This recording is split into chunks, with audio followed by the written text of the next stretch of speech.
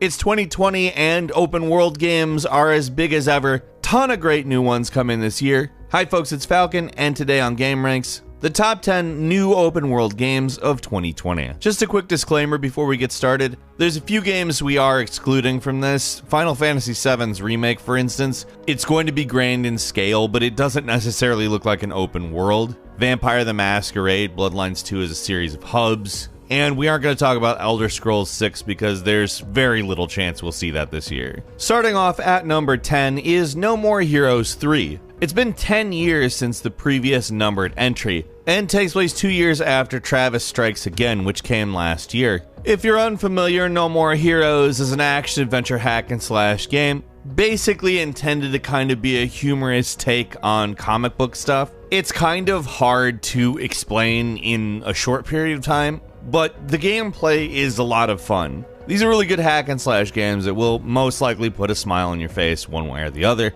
It does get a little extreme sometimes, but not. It could be worse. You've seen worse. No More Heroes 3 is coming out on the Nintendo Switch sometime this year.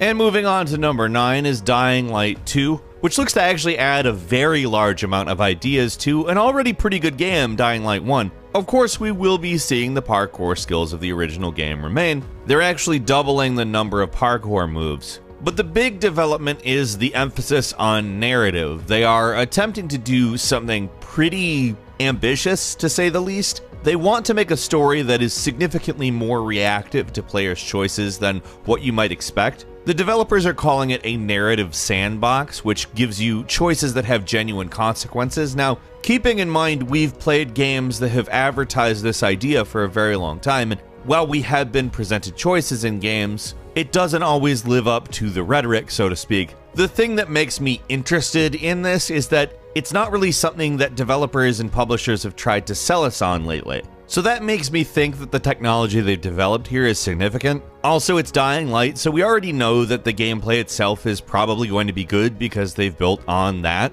Dying Light 2 has sadly been delayed from its initial spring release. Techland and Square Enix have delayed it because they say the game needs more time and they're not sure exactly how much, so currently it's delayed indefinitely. Not that they're canceling it or anything like that. I'm sure they'll give us more information soon, but we don't know when it's going to come out as of right now. Coming in at number 8 is Everwild, a new game from Rare. Graphically speaking, you can really tell looking at Everwild the mark that Legend of Zelda Breath of the Wild has left on the gaming world. In fact, several of the games we'll mention today actually do that same thing. There's not a ton of information on this game out right now. We know it's an action-adventure game, we know it's open world, we know it's very pretty. And Rare purports it to offer engaging and meaningful experiences. Now, I would hope that basically any game on some level, whether it be through gameplay, enjoyment, brings you some sort of meaningful experience. I mean, just simple fun is meaningful. We will obviously keep you updated as we find out more about this game.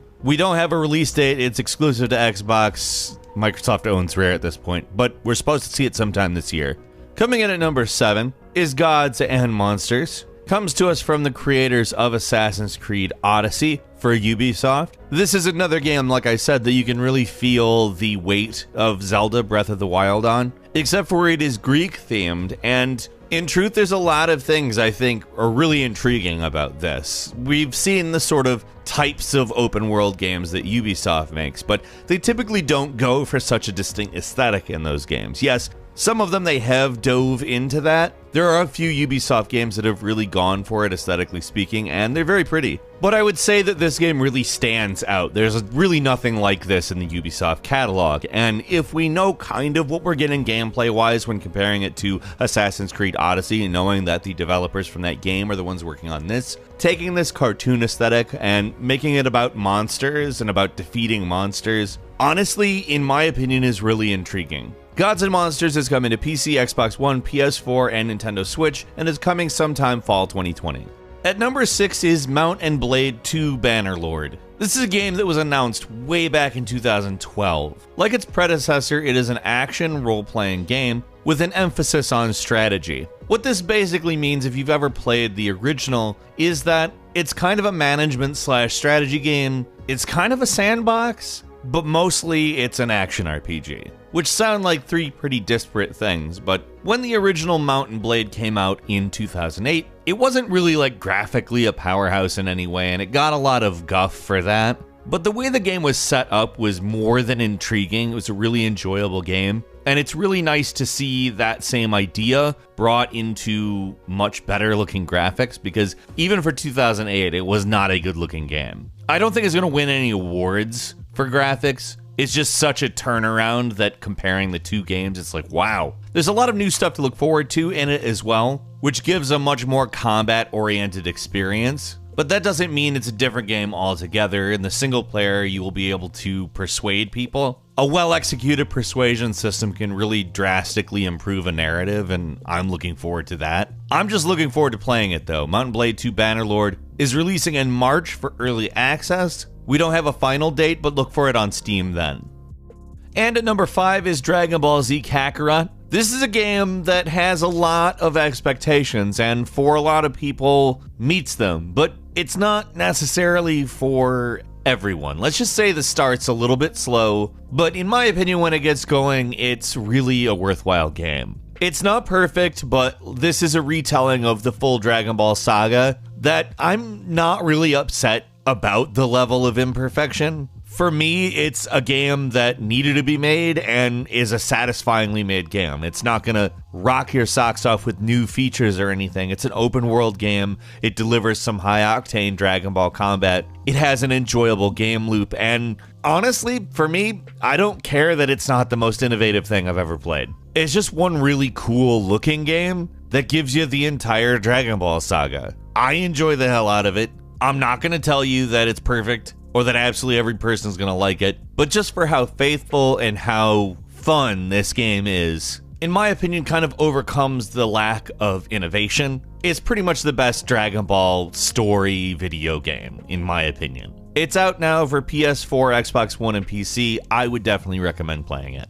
At number 4, it's Watch Dogs Legion. We talked about how there are some games that have done a good job creating a look, and the Watch Dogs series has done exactly that. This one in particular looks to really take the ball and run with it though. Watch Dogs Legion is set in a hypothetical alternate future Britain where Brexit has taken everybody in a police state direction. The game focuses on creating a resistance to the police state, which is obviously powered by CTOS, the operating system that the series is based around. This is taking the Grand Theft Auto 5 route and giving us multiple protagonists to play as. Personally, I think that's a good move for this game particularly. If anything, I think that it actually lends itself for that kind of story more so than even Grand Theft Auto. If we're talking about building a hacker resistance, then only seeing one person's perspective on that might actually get kind of boring after a while. But the characters themselves look to bring more than just narrative differences. They actually will have different skills. And honestly, I think that this may be a landmark game for the Watch Dogs franchise. It's hitting PlayStation 4 and 5, Xbox One, Xbox Series X, Windows, and Stadia sometime this year.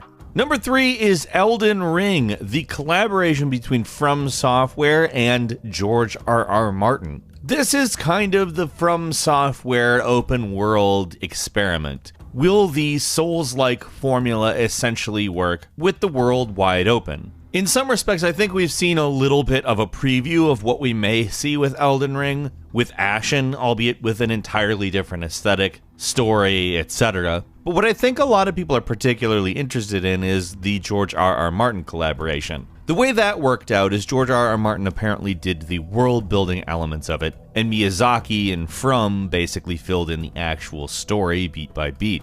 I think that's a pretty interesting way of doing a collaboration, and I have some pretty high hopes for Elden Ring, honestly. From Software's never really let us down before, why would it start now? Elden Ring will be out sometime this year on Windows, PlayStation 4, and Xbox One. At number 2 is Ghost of Tsushima, which is an action-adventure game with a stealth twist.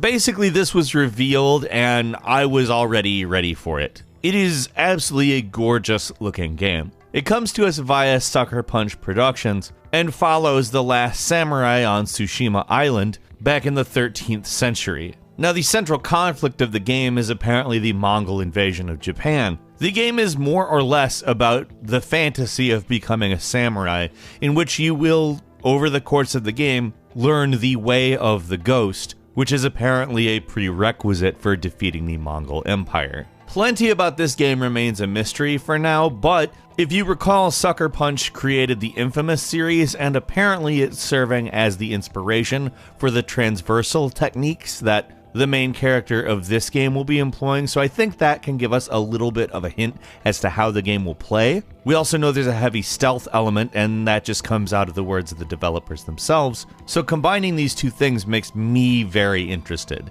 On top of that, like I said, Ghost of Tsushima is gorgeous. It's coming to PlayStation 4 in Q2 or Q3 of this year. And finally, the granddaddy of them all, probably the biggest game of the year, probably the game that we all want to play the most, it's Cyberpunk. Of course. Like, you knew this was coming. I don't know what I can say about Cyberpunk that we haven't already said. I don't know how you could not know what it is, but just to distill it, it looks a lot like first-person Grand Theft Auto in the coolest looking city of all time. To say I'm ready to jump into the world of Cyberpunk is such a massive understatement. I cannot wait. It's going to be landing on Windows, PS4, Xbox One, and Stadia on April 16th. A quick bonus game for you. It's not quite the same thing. It's Microsoft Flight Simulator. The reason we don't say it's quite the same thing is because you're flying. I mean, it's definitely very cool that you'll be able to fly around all over the place. That's not a new thing for Flight Simulator, but it's been a while. It's definitely cool to see a new Flight Simulator game coming out. Yakuza Like a Dragon, which is a totally new type of Yakuza game, and will not feature real-time combat. Instead, it's a turn-based JRPG-style combat, which is really a bold choice that I'm pretty interested in seeing, to be honest. Next is Animal Crossing New Horizons, which is a bigger and better version of the classic life sim that absolutely everybody who owns a Nintendo product at least knows of, but a lot of people really love this series. Of course, I think basically everybody with a Nintendo Switch is at least curious at this point. There's an unannounced Assassin's Creed game that is apparently coming in 2020. It is rumored to take place during the Viking era. There's a lot of speculation it will be called Assassin's Creed Ragnarok, but none of that is even vaguely confirmed, so keep that in mind. Honestly, I do think that would be a great era to do an Assassin's Creed in, especially given the depth that we've seen in Odyssey and Origins. What games are you going to play this year? What are you most excited for? Leave us a comment and let us know what you think. And if you like this video, please click like. If you're not subscribed, now's a great time to do so. We upload brand new videos every day of the week. The best way to see them first is, of course, a subscription. So click subscribe and enable all notifications. As always, we thank you very much for watching this video. I'm Falcon. You can follow me on Twitter @FalconTheHero. We'll see you next time right here on GameRanks.